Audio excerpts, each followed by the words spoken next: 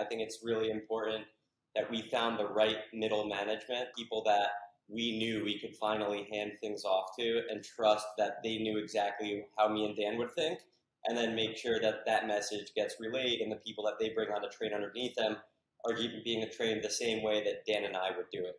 So I think it took at least a year for us to get to that point. We're just over 2 years old now as an agency. I would say in the first year, Dan and I were way more hands-on the training process, on the day-to-day functions, on account management. And once we were able to grow the team and have people that had been with us for years, we were very comfortable handing off those reins to them to then train the next droves of people, especially in the past year.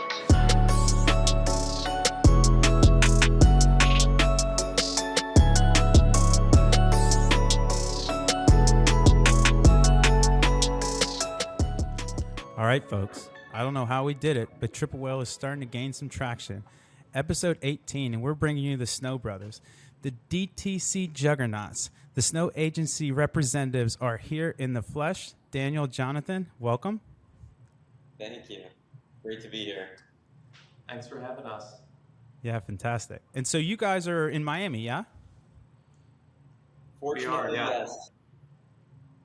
Dan made the plunge about a year ago, then I got a little jealous after seeing his backgrounds for 6 months of nice sunny beaches, and I had snow in my background, so I had to make the move as well. So I moved over here about 6 months after Dan did. Oh, how cool. Because you guys are Jersey boys originally, right? You went to school out there? Born and raised Jersey guys. Yeah, there you go. I Always love it. New Jersey at heart, but definitely never going back. Miami is the new home. I'll tell you what, I came from the Midwest, and I'm from Indiana. After moving here and not doing a winter, like, F that, dude. I will never go back to the snow. Maybe Colorado or some kind of fun snow, but Indiana's just flat, miserable. Like, yeah, I don't think weather can make you sad per se, but I think it can make it much harder to be happy.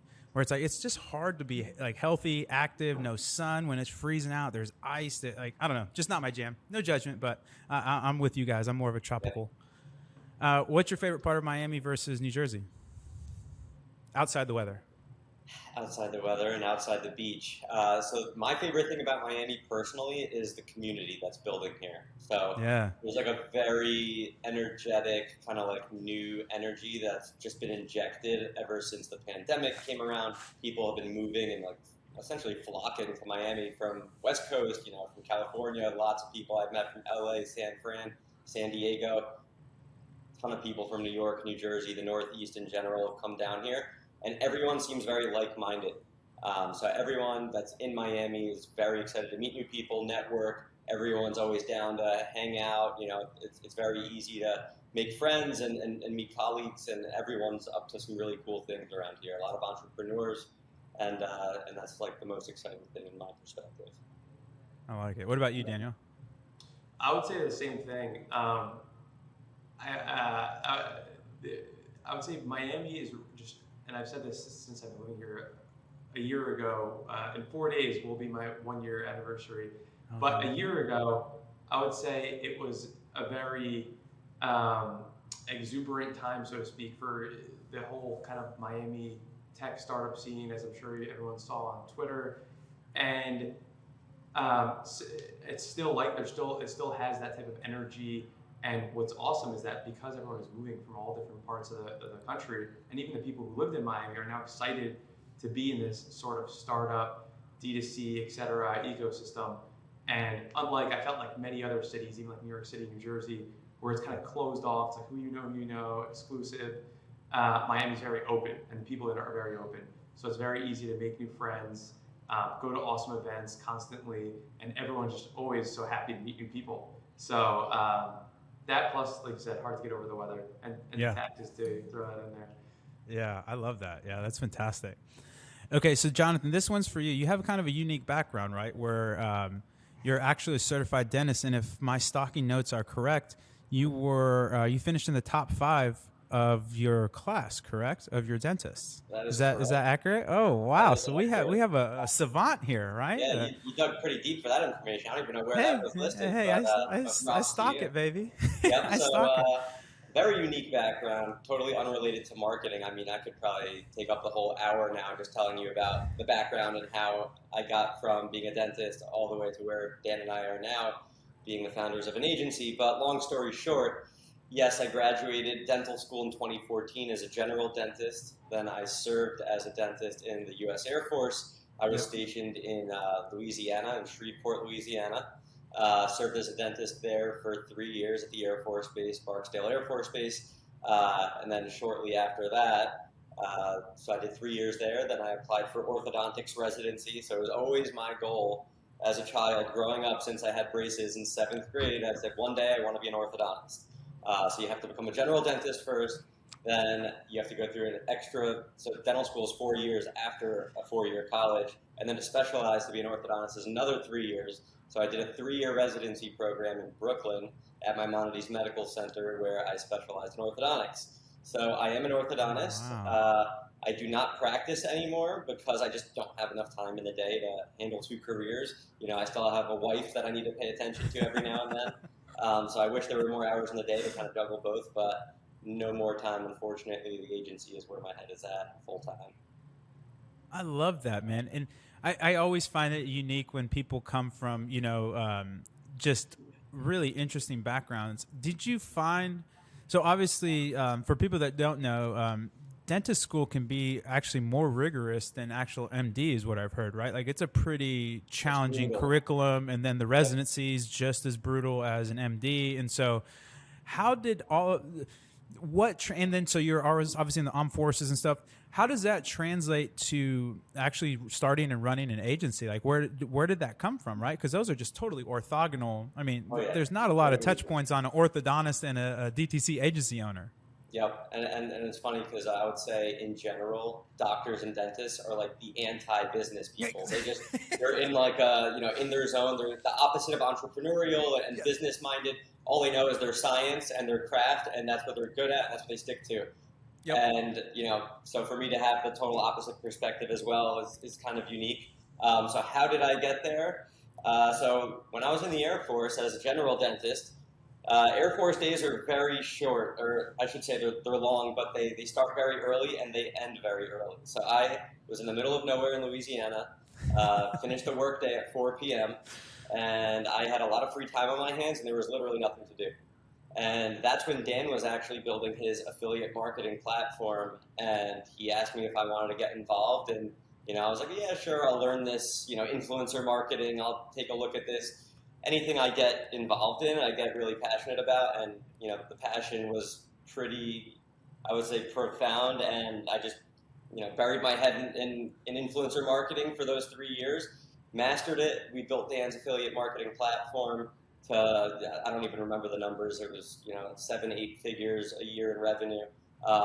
Ended up working with all the celebrities and influencers on Instagram that you see today, and we decided, hey, why don't we start launching our own brands and leverage this network that we've built on all these, all the affiliates that we have on this platform. We have such a powerful tool now. Let's launch our own brands and see what we could do with this.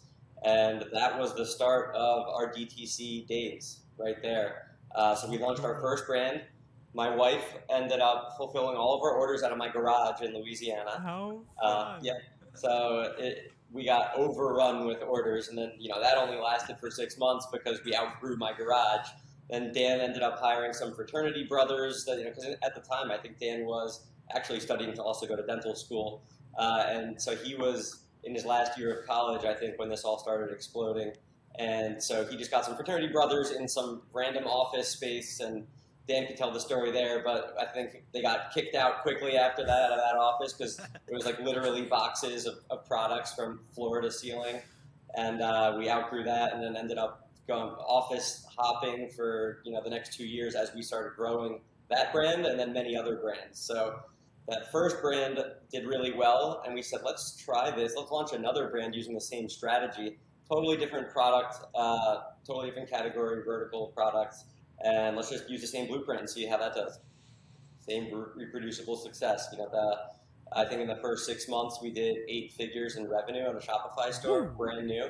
And then we said, let's try it on a 3rd store, a 4th store, and we were in the same explosive results, very predictable. So we knew we were onto something in that point in time. And as all this stuff was blowing up, that's when I was actually actively applying to orthodontics residency. And so that was always my dream, like you said, I finished top 5 in my class in dental school. That's almost a requirement to be able to get accepted into an orthodontics residency. So we had all this crazy, wild success in DTC, and Dan and everyone else that knew me, they were like, why would you keep doing dentistry? Dan was trying to convince me, don't go to orthodontics residency, don't do it. We have something special. I need your full time, move back to New Jersey and we'll just build this thing. And I said, I'll do both simultaneously.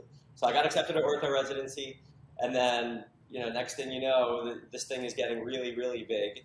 And now, the DTC community is very small. So brands started taking notice of what Dan and I were doing, started getting a name for ourselves in the community. Next thing you know, we have people knocking on our door saying, hey, can we pay you money to run the same marketing strategies, but for our brands? And we're like, I guess we could try that. Why not? We have like a whole internal media buying team that we have fully trained, ready to go. Let's see what happens with this one client. That client did really well. They referred their friend. Next thing you know, we have 8 clients, and then we actually own 8 of our own brands, and that was our inflection point. Oh, and this is while I'm in my first year of orthodontic residency. I was just gonna ask about that. Yeah. What? And then that was our inflection point where we had to decide, are we an e-commerce holding company or do we want to be a full service agency? Totally different business models, totally different strategy at scale. And we decided, what's our main goal long term if we wanted to be an e-com hold company?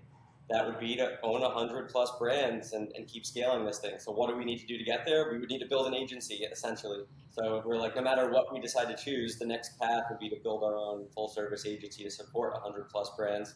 So we made that decision while I was first year resident in orthodontics, and I lived in Edgewater, New Jersey at the time, had to commute an hour and a half to 2 hours each way to Brooklyn to my residency while juggling, building all these brands and an agency at the same time. It got pretty chaotic, but, I was a pretty motivated individual, and I wanted to do both. I did both, and I think I proved Dan wrong. But, once ortho residency was over, that's actually when it was peak COVID.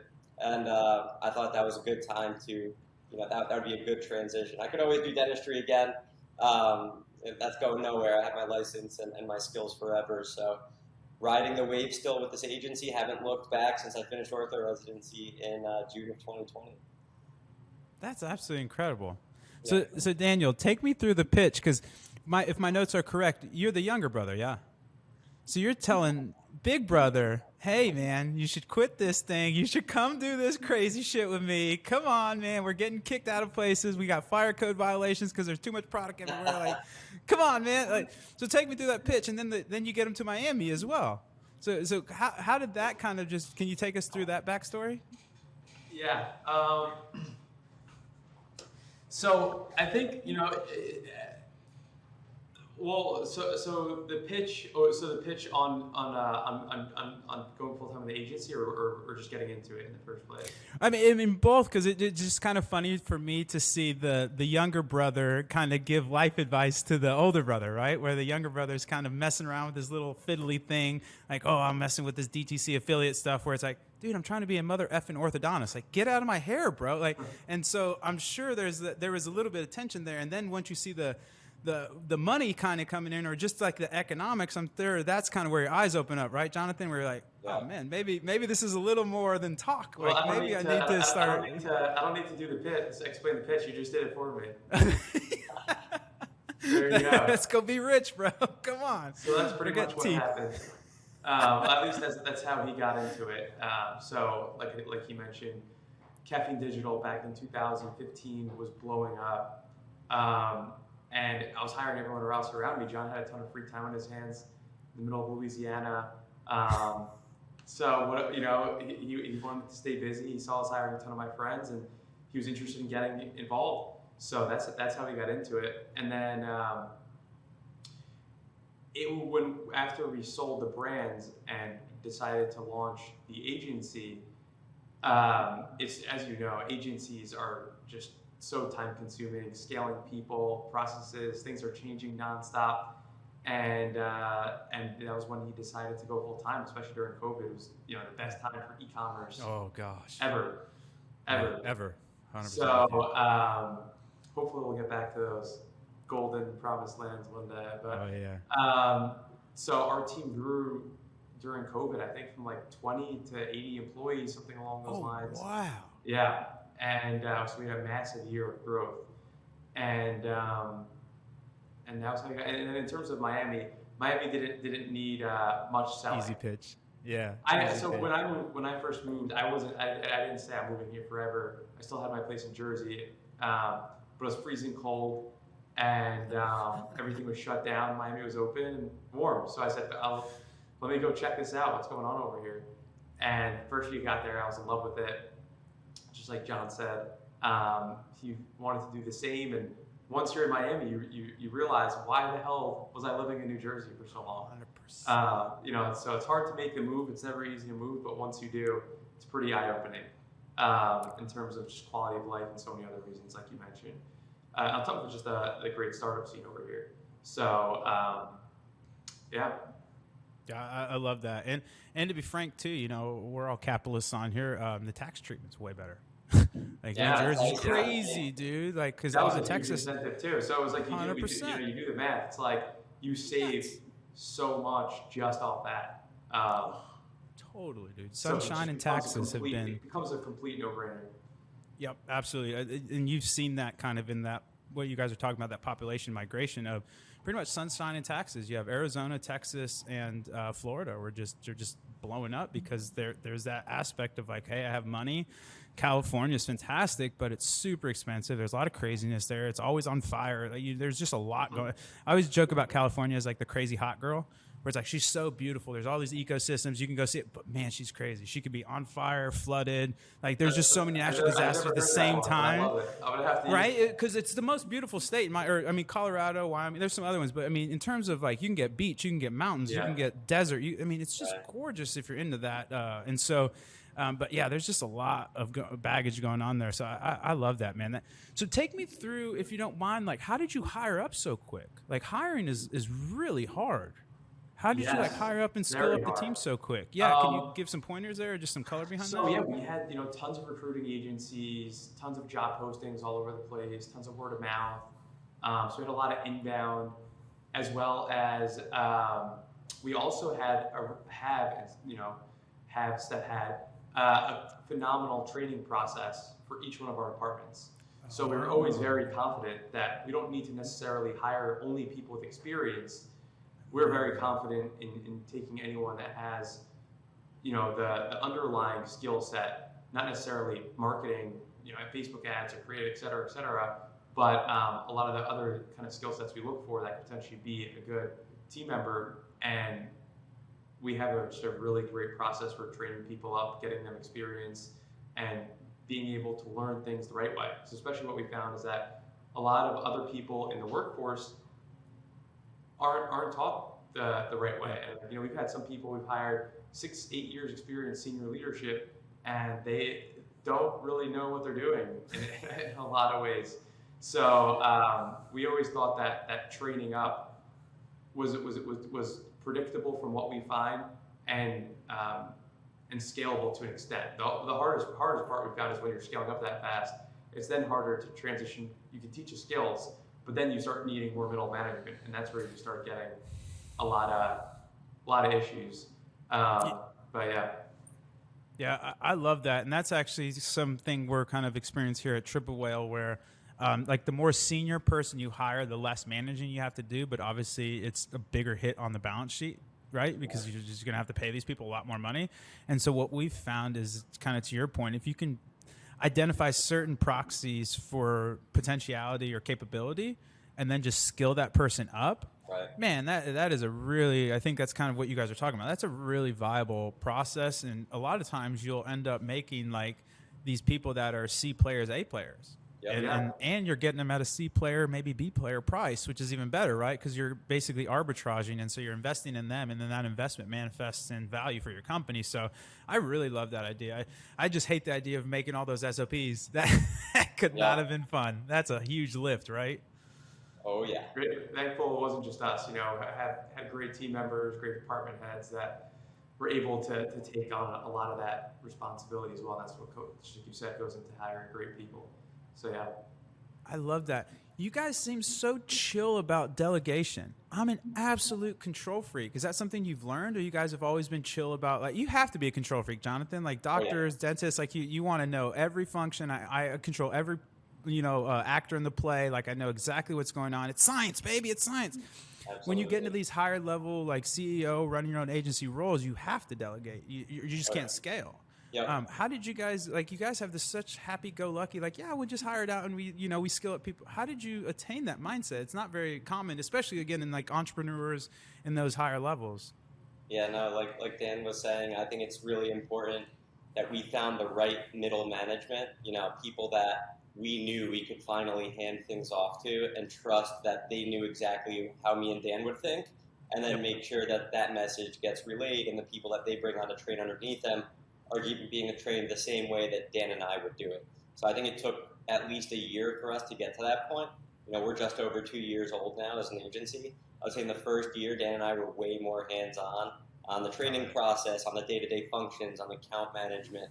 And once we were able to grow the team and have people that had been with us for years, so actually most of our leaders here have actually been with us before the agency was the agency. They were with us when we were an e-commerce holding company, so they were actually the media buyers for us on our Cool. e-commerce brands from years prior. So they knew exactly how Dan and I do marketing. They know exactly e-commerce best practices. And they essentially were the first training class that Dan and I ever had. So after getting years of experience with like essentially one-on-one training from Dan and I, we were very comfortable handing off those reins to them That's to then brilliant. train the next droves of people, especially in the past year. Man, that is absolutely brilliant. I love it. Like you said, like you're investing, like we invested, Dan and I invested all of our time and energy into coaching these people and mentoring Right. them, and now it's paying the dividends because now Dan and I are able to step back a little, think more high level, think strategically, and really drive the direction of the company, working on the business more so than in the In the business. I love that. Yeah, I use that line all the time. I think there was who's I talked to? I think it was Nick Shackelford. We were at a conference one time, and he was like, "Hey, that guy, he's a crusher, but he's a $3 million man." And I was like, "What does that mean?" And he was like, "Oh, well, what it means is like he's doing very well, but that's his ceiling because the system that person was running was at this peak. Like this is the ceiling. There's no the things that you are building are not scalable. You're doing great, and you can handle this runway, but you're gonna cap out here. And so for you guys, you've just built this processy that just prints money and amazing employees. That's a really admirable thing. I love that. That's fantastic. All right, let's round out the first segment with one last question. I'll start with you, Jonathan, and then you, Daniel. What's the nicest thing someone's ever done for you? The nicest thing someone's ever done for me. Wow. I think you inviting me to this podcast. No. Or you commenting on how nice my hair looked today. That was pretty nice.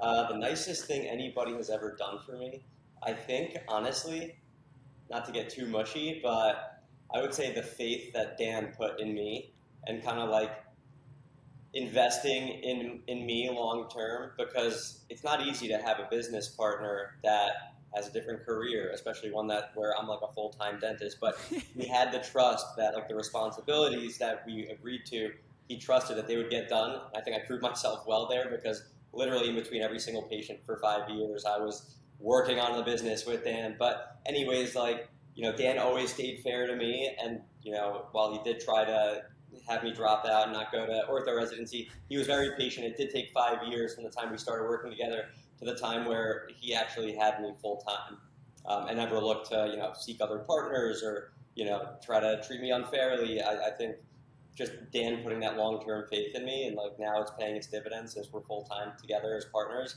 I would probably say that is the number one thing.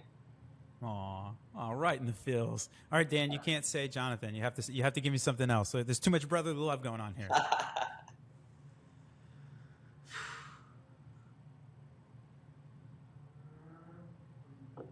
This is such a tough question. The nicest thing anyone's ever done for me.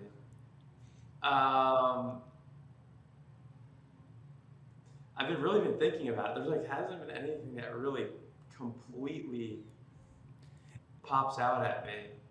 Was there a particular person possibly that helped you along your journey that you were very thankful for?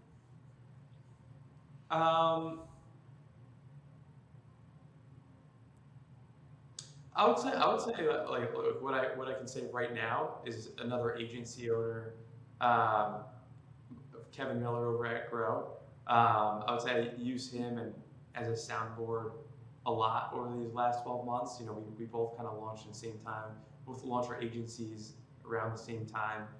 Um, and it's been really interesting to see them both grow simultaneously. So whenever I have questions about really kind of intimate details about something that's sensitive, he's able to share that, and we've become really great friends in the process, so both business and personal. So it's been kind of great using him as a resource for a lot of things, and vice versa. So Love it. I love it. That's something I'm trying to get better at too, is finding kind of people either similar in the space or something where either I think mentorship can be, I think the most productive people have like a 3-tier mentorship where there's somebody like you're talking about that you can discuss at the same level where you respect their opinion, they respect your opinion. I think skilling up people below you is fantastic as well because it brings you back to beginner's mind. When you have all this expertise, it's really helpful to see the problem through that beginner mindset. And then I think there's somebody above you that you want to emulate, right? And so I love that, man. That is a super strong. that's a really interesting kind of perspective you put out there on mentoring someone when you can relate back to it. I never thought about it that way. Yeah. It's always helpful because there's always imposter syndrome and always this, and so having other people that have stripes or the same kind of challenges, but you can, not only candidly talk to them, there's no political capital being used, right? Like if you're kind of internal or something, sometimes there's judgments or like, Robert didn't know what myrrh was. Or there's just kind of weird stuff like that where when you have that, respectful mentor connection with somebody on your level, there's a lot less judgment. And I think without judgment and without vulnerability, people will learn a lot faster and you internalize more effective lessons. Absolutely. All right, boys, you're into the value add segment now. This is why people bought the ticket. Let's get nerdy on some agency stuff. Okay, so I'm going to throw you a softball here. What are the and we'll start with you, Jonathan, and then Daniel, you can give me your take. What are the kind of best parts and then hardest parts of owning the agency, or Snow in specific? The best part by far owning an agency, I would say, is our client success stories. Helping out clients. At the end of the day, I'm a doctor, I'm a medical provider. I like helping people, right? So seeing us grow and literally change the lives of some of our clients has been the most rewarding part of owning an agency, bar none. It's a great business model owning an agency, but when you actually can change a client's life and see that translate and just see them grow, and like almost being a mentor for them because we're essentially coaching them along the way. We're driving all the media strategies. It's a beautiful thing, and they're very thankful for it. So I would say easily that's the best part.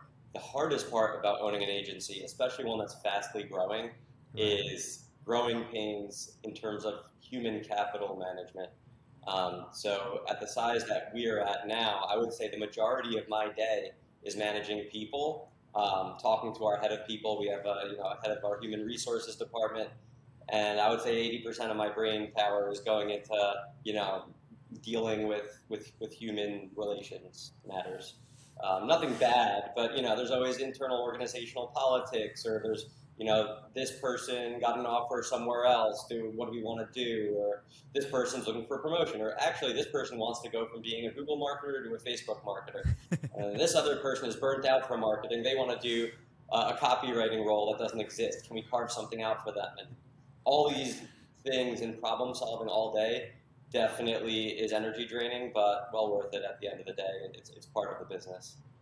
Yeah, definitely. It's a little bit different than the cavity in D6 or whatever the classifications are, right? Yeah, it's definitely, and I've always found too that quite frankly, like humans are the most cognitively expensive things to deal with because everybody's so nuanced. Everybody has different communication styles. Like there's just certain things that, you can approach some people with transparency. You can have to approach some people with a more fragile, no judgment there. It's just, there's just a lot of nuance when you're involved with people. And I can imagine that's a very unique interaction for you, especially coming from Air Force and a very rigorous kind of scientific background. There's sometimes not as much empathy in those fields as there needs to be in kind of DTC managing marketers. But before I get to you, Daniel, I just want to make one more point. What I think is so brilliant too is like when you see that client grow, guess what? They're growing a business that is then like actually employing other people. And so it's not only that person that you're helping,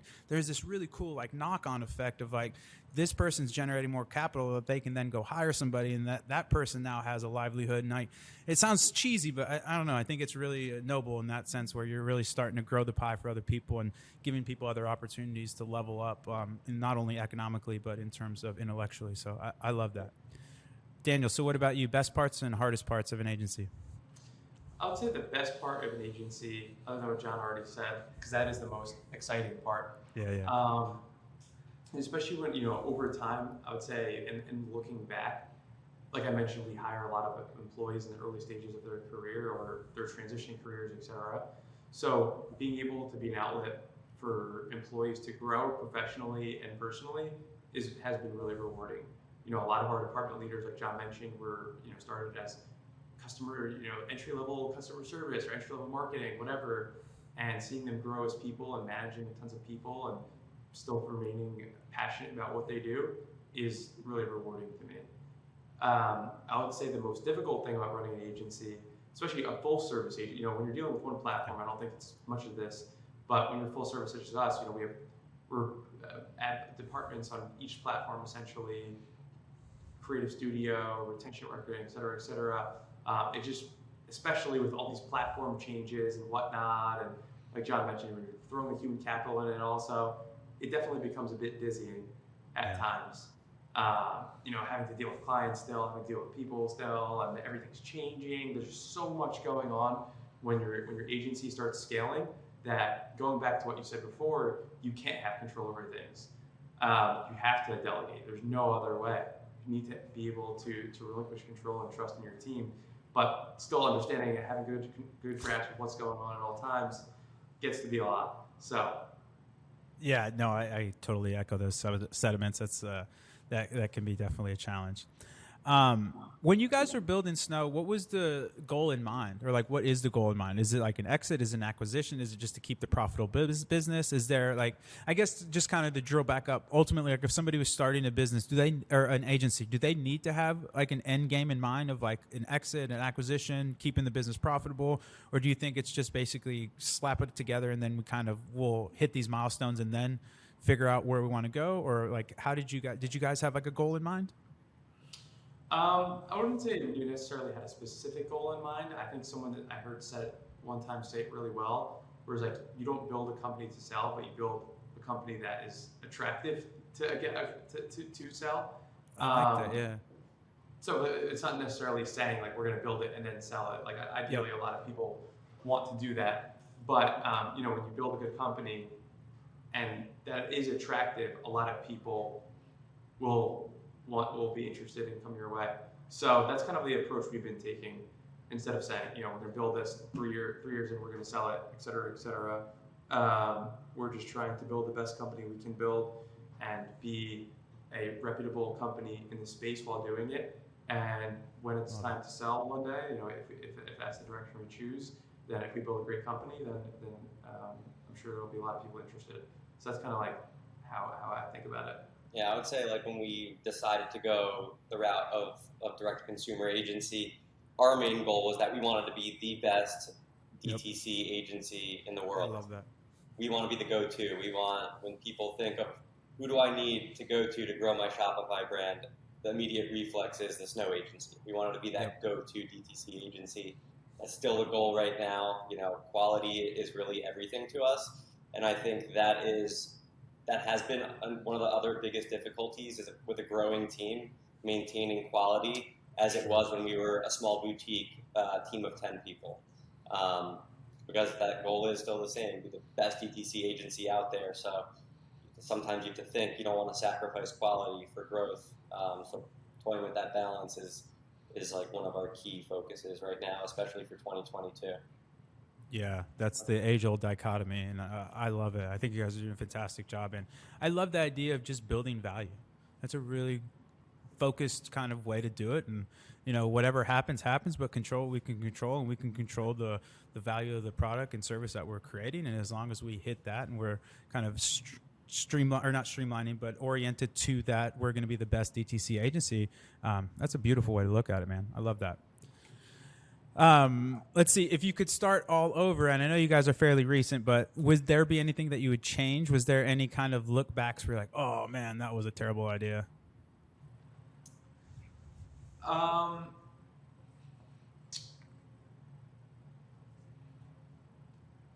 would say a big thing about that, the biggest mistake, and I think a lot of people make this mistake, is compromising who you're hiring because of the urgency you need at the time. Yeah. Instead of letting in the short term, kind of dealing, with the difficulties of needing that specific person, but waiting time to hire the right person. So every time we've done that, it's blown up in our face, and every time we're almost there. I always try to remember that. So that's been a huge mistake I've made in the past. Yeah, I love that one. Jonathan, you got anything? I would say the one thing that Dan and I have probably faltered the most on is trying to do too many things simultaneously. Dan and I are very growth driven. We just want urgency, progress. We have so many big ideas, but sometimes it'd be better to roll them out in phases or not start all these ideas at the same time, because it could overwhelm the team. Dan and I have high expectations, high goals and aspirations and amazing ideas, and sometimes it can be overwhelming for our team to kind of take all these big ideas and bring them to life simultaneously while wearing a million other hats. So I would say getting that perspective, I think Dan and I have started to be more careful about the ideas we take on or the ideas that people bring us or opportunities, and being comfortable saying no to certain things if just simple bandwidth doesn't exist, and not wanting to stress the system in our company.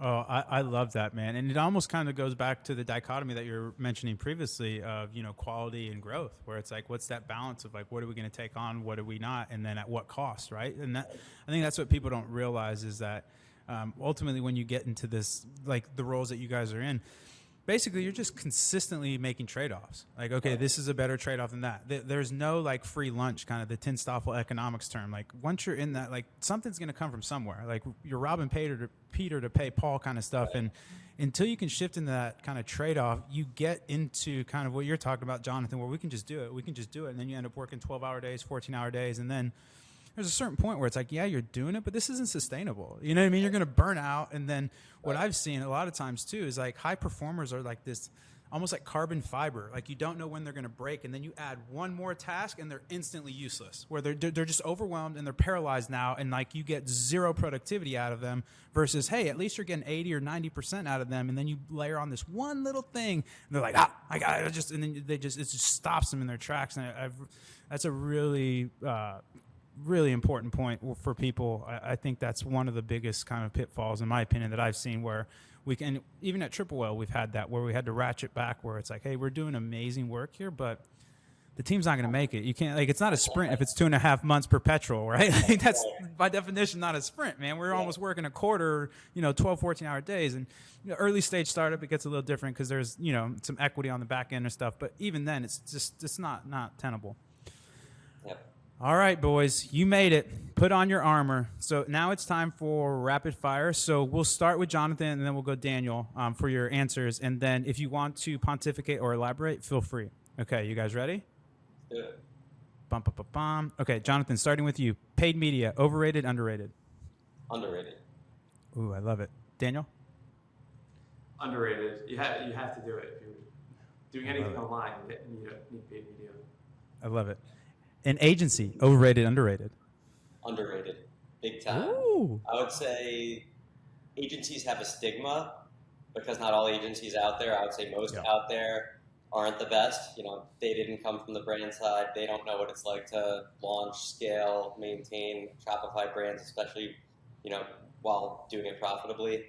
But a lot of brands do not realize that hiring an agency especially the right agency, is far cheaper than building your own internal media buying team. And a lot of brand owners are either great product people or they're influencers or have a big following.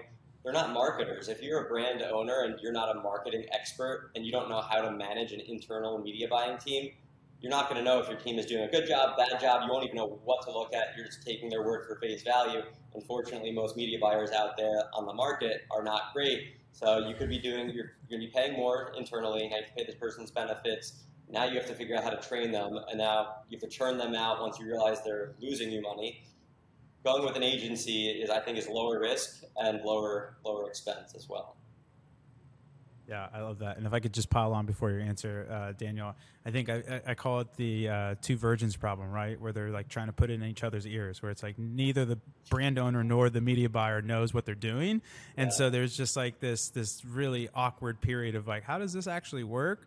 And the other thing that I think what you get with an agency, which is great, especially kind of one of your caliber, is you basically plug in and can run. Like when you hire somebody, man, eventually you're going to manage them. You're going to have to tell them what the KPI, like there's all these interfacing that you do with an agency is basically like, here's a bunch of money. Here's how much you can spend. Here's the efficiency targets. Go. You know what I mean? Like I don't need to think about anything, like go. And so I think that's something that is really helpful with agencies, especially like a full stack one like yours, where it's basically just plug in and now I have a marketing ecosystem versus having to hire channel experts or having to hire a senior media buyer. And then that senior media buyer is going to actually get burnt out because they can't sit across all the channels. So now you're hiring. I mean, it just starts to spin out of control. Buyer can't do creative ideation, creative editing. They can't build landing pages. They don't have coding or design skills. So now next thing you know, to run Facebook ads, you need 5 people in-house. And they got to figure it out together on the fly. And couldn't agree more. Yep. Yeah, absolutely. Okay, Daniel, agency, overrated, underrated? Underrated, and you guys said it all for me. You didn't leave anything off. These are all 3 been underrated. Oh my gosh. All right, coming in hot. SMS marketing, underrated, overrated? Way underrated.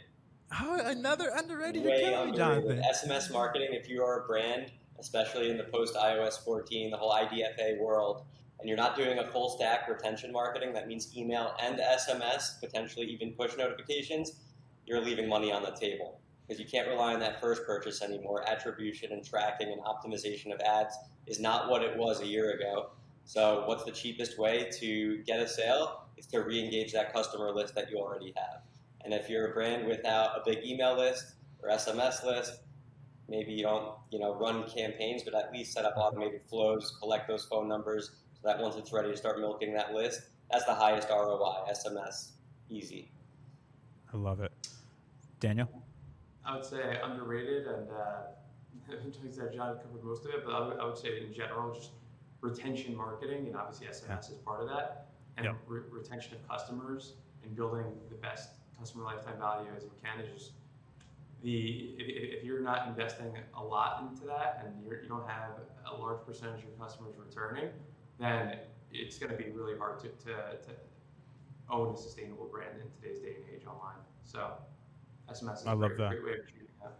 Yeah, I love that. And I would even say more so too, like all these pieces of the marketing ecosystem make your paid even better, right? So now you can just scale your paid up even more because you're getting money, maybe not on the first touch point, but you're getting them in the funnel. And then that SMS is closing them, which is way cheaper than showing them a paid ad. I love it. Okay, Miami, overrated, underrated? I guess I can go. John's taking it all first. Not leaving much. Definitely underrated. I don't think there's any better place in the country to live right now. Way more upside than downside. I don't even know what the downside is. So. Damn it, 4 underrateds in a row. I think that's a record. And that's actually 8 because it's across 2. Yeah. Amazing. We're setting records here. Okay. Whitening toothpaste, overrated, underrated. And this is coming from a dentist. So listen up, people. Ooh, whitening toothpaste. I would say it's probably right in the middle. I would say it could be accurately whitening rated. Toothpaste works phenomenally well. That's great for maintenance. I mean, if you're looking for like the whitest, brightest smile, whitening toothpaste ain't gonna cut it. You need professional whitening at your dentist, or there are some at-home whitening kits. Be very careful which ones you get. But there are at-home whitening kits that will do the job, get your whitest, brightest smile, and then the whitening toothpaste is great for maintaining it. So if you're looking to get that whitest, brightest, don't rely on that toothpaste. It's not going to work magic overnight. I can just imagine you in your white overcoat. That was so lovely. I love it. Yeah. So accurately rated from Jonathan. What about you, Daniel? Overrated, underrated? I would say The layperson's view. I have to switch it up, and also whitening toothpaste. I feel like I always use it, but it's like I feel like it's like never solely made my teeth white. You know, like when I use whitening strips, that's what made my teeth white. But like just using whitening toothpaste just really never did much for me. Love it. You guys are in too much alignment. We need more heat between you two. We need more heat. All right, let's see if we can generate some heat. Crypto, overrated, underrated? Way overrated. Ooh, finally, I got one out of you, Jonathan. I was waiting Daniel? for that one. I'm also gonna have to go with. I'm gonna have to definitely go with overrated too. Overrated too. All right. In Miami, you guys can hold that view. There's a lot of crypto maxis down there. A lot of crypto maxis. We're gonna get some Miami Twitter hate now after that answer. We're gonna be like excommunicated from like the tech startup scene in Miami now. 100%. But I would say stock market any day over crypto, especially if you're an early investor. You got to go in the stock market before you get into crypto. I'm with you there, but man, my portfolio has been taking a haircut of late. Yeah. Don't look at the app. Delete that Fidelity app. Rutgers football, overrated, underrated? Well, I don't even know how good are they good this year? They're never good. So I mean, it's impossible for them to be overrated because their rating is like. It's already at the bottom, so there's only up. Yeah, exactly. Well, you guys had a little bit of a run a few years ago, right? Like it was 4 or 5 something. There was a little spike of success, right? Oh yeah, yeah. Yeah. That's when like Ray Rice was there. Yep. Oh, cool. What gave you guys more gray hair, Snow or Kindred? Ooh, definitely Snow. Snow? What about you, Jonathan? There's just a lot more things going on. Yeah, I would also say Snow. I would say they both give us a lot of gray hairs just because we're extremely passionate and we have like very high expectations for everything we do. Kindred, we have a phenomenal team that, they're the creative experts. Dan and I are like marketers at heart. That's our like true expertise. We're lucky that we can lean on our Kindred team to execute the highest level of work without Dan and I getting involved. So actually, I would say Snow gives us more white hairs for that reason. I love it. Okay, favorite meal and why? We'll start with you, Jonathan. Favorite meal is definitely chicken penne vodka. That's my comfort Italian food. Guy. Oh yeah, I like it. Yeah, that's like my cheat meal. Whenever I try to keep healthy at least Monday to Friday, but when I'm looking to just go all out, penne vodka time. Let's ride the lightning. What about you, Daniel? I'd have to go with some surf and turf, some lobster. Really? Make sure there's ton of mushrooms on the plate. All right. Yeah, I guess you've been on the coast your whole life, pretty much, because you're just went south, right? So you've been pretty much ocean. Yeah, I love it. What is your favorite in-person marketing event? I would say I've always had a great time at the Geek Out events. They do a really good job of curating the crowd and always brings really high quality operators. I think in general, the events, the speeches themselves, I find it's always hard to get substance from that, not just like in Geek Out, but just like events in general. I've seen Jeff Bezos speak, and it's always hard I find to get actionable takeaways from, because they have to generalize. But the best conferences for me is where I know I can go, meet new people, make new connections, and learn during where I have those conversations in the process. So it's great for performance marketing. The best event that I've been to was actually with Dan this year, a few months ago. Attentive Mobile hosted a retreat for brand owners and operators, tech partners, and it was a retreat in Sedona, Arizona. It was gorgeous with the red rocks in the background. We had all these breakout events and like networking opportunities and open bars and phenomenal food. And they put us up in a gorgeous hotel, like resort for 2 nights, and just built relationships with all these, big names in the space. It was exciting. And hearing all the insights and strategies they were employing on their own brands, it was just a great overall like learning experience, meeting new people in the industry, and it was awesome. Like, you know, spa-like retreat, being in the vortex energy of Sedona was awesome. It's true, man. I'm actually I was born in Tucson, so I'm familiar with Sedona. Oh, wow. It is it's a special place out there, man. It's a really, not only just, if you're into that hippy dippy stuff, man, there's something that you feel out there. It's real. Yeah. I love that. So shout out Shaq, get hype, geek out. We're actually, Triple L sponsoring him this year. We'll be at Dubai and all the events, but yeah, we found it a really, really awesome one. But that attentive sounds really interesting. We might actually have to do that little triple well thing. I thing. wasn't thinking about that attentive one because that was like a smaller, private one sort of thing, you know. Yeah. But yeah, that was mind blowing. And the ambiance, yeah. It was unreal. The vibe of Sedona is chill. It's a really cool one. Okay, a few more for you. Favorite place travel to and why? Jonathan, and then we'll go you, Daniel. My favorite place to travel is Israel. I'm a little biased because my parents are Israeli. All our family live in Israel, but it actually, it's like Tel Aviv. It reminds me of Miami. So I love Israel. It's a tiny country, smaller than New Jersey. And there is just so much history, so much sightseeing, so much, you know, sun to take in and beautiful beaches. But then the nightlife is phenomenal. The food is A+. People are beautiful there. I mean, it's like paradise. There's, you know, it's easy to see why such a small piece of land is constantly, you know, people are fighting over it. It's my favorite place to visit. Well, and you're also seeing kind of a resurgence of a lot of people moving back, right? Or, I mean, high intellectual talent. So you're just talking about, you see waves coming out of there. There's a really big concentration of some intellectual firepower. It's almost like a Silicon Valley of the Middle East. Like there's some real big intellectual juggernauts and strong companies coming out of Israel. That's a really cool pick. The talent What there about is you, phenomenal. Daniel? We actually have a media buying team that we're building in Israel right now. Yeah, that's our dev team's actually all out of Jerusalem as well. Awesome. Yeah. What about you, Daniel? I would say I loved Hawaii when I was there. The combination they have of land and sea is incredible. Like you mentioned, California, like they have the mountains. Hawaii has the volcanoes you can climb up. The activities you could do in the ocean are incredible. And just other, you know, the food is great, culture is great, awesome vibes. Some of the most magnificent sunsets I've ever seen. So love being over there. Where'd you go exactly? I just came back or went to Kauai last year. I was in North Shore. Oh, cool. Beautiful. Yeah, man.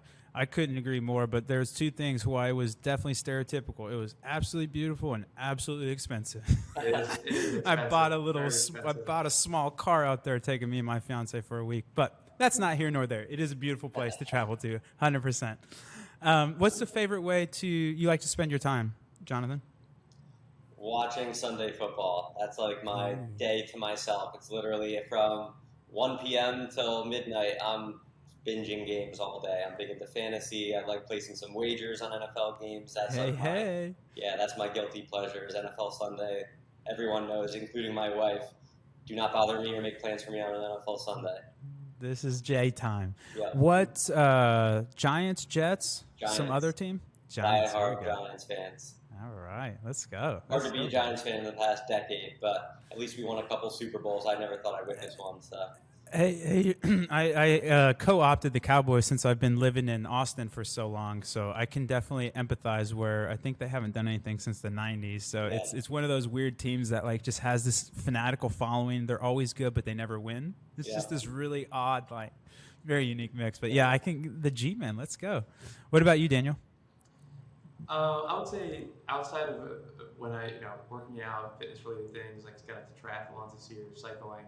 Outside of that, just on weekends, I just really enjoy hanging out with friends, just doing activity, whether it's in the water, being on boats down here in Miami is awesome. I got really into wake surfing. That's been super fun learning how to do that.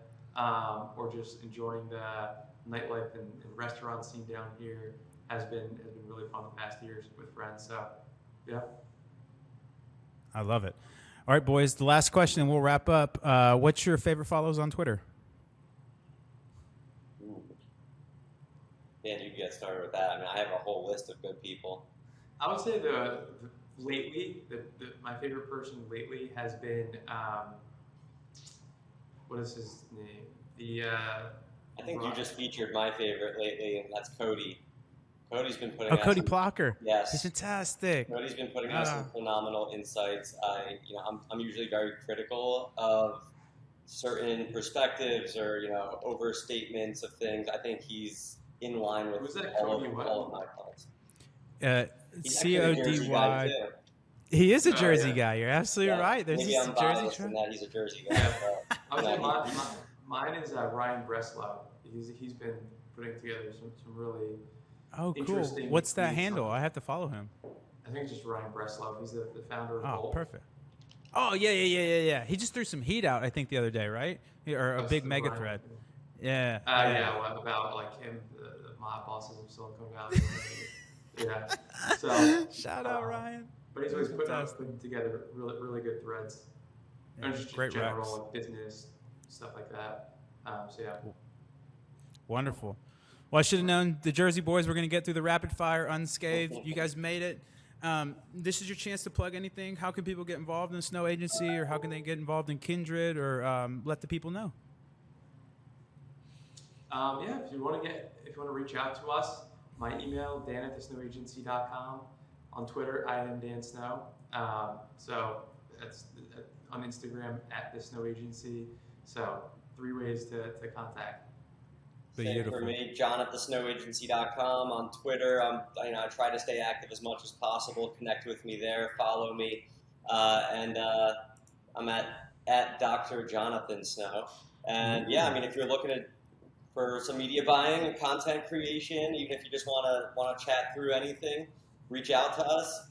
Figure you could join as a client of the Snow Agency, or we could just be friends and colleagues and build this DTC thing and actually go to the moon, unlike the stock market. Let's go, baby. Let's go. Daniel, Jonathan, you guys are gems of a human. Thank you so much for joining us on the 18th episode of You're Not Your ROAS. If you do want to get more involved with Triple Whale, we are trytriplewhale.com. You can sign up right there. And then we have a fantastic newsletter called Whale Mail that goes out every Tuesday, Thursday. It is on our Twitter page to subscribe at trytriplewhale. Again, gentlemen, thank you so much for the time. You guys are crushers. If you're ever in Austin, give me a shout. And then that's all we got, folks. Episode 18 in the books. We'll see you all on the flip. Thanks again, Daniel and Jonathan. Thanks for having us. All right, bye-bye. Bye.